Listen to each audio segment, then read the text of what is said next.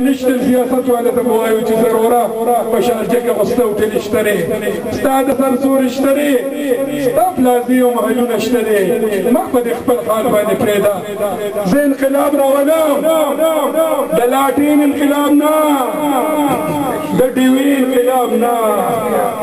د ازمري انقلاب به راولو که به نه راولو نو زه تاسو ته دا یقین درکوم که انشاءالله ستاسو دا جذبه وي ستاسو دا محبت وي نو څنګه چې په 1947 کې دا مسلمانان یو شو مسلم لیگ مضبوط شو او من سره د قائد اعظم محمد علي جناح غوندې غیرتي مشر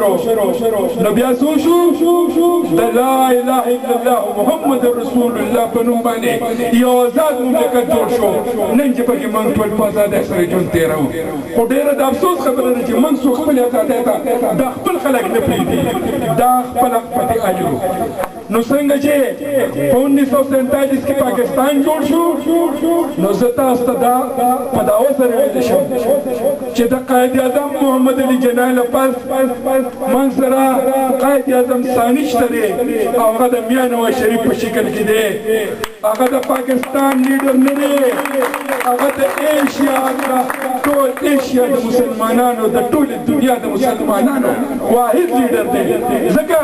چې اسفندیار لیډر نه دی آفتاب شیرپو لیډر نه دی دلته کې چې دی زرداري لیډر نه دی نواز شریف د ایټمي دماکو موجود میاں نواز شریف د پاکستان د عوامو تقدیر دی دا ملک دیش نه جنډې په 1947 کې ازاد کړی و او زه دا امید لرم که دې زمري له او د دې زمري ملګرو له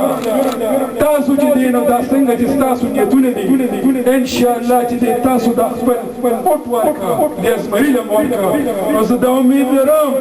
چې په دې ملک به بیا یو انقلاب راځي هغه انقلاب خو د پاکستان د جوړېدو پاکستان خو جوړ شو دا انقلاب په دې ملک د بیروزګارۍ خلاف جهاد وي د لوډ شیډینګ خلاف جهاد وي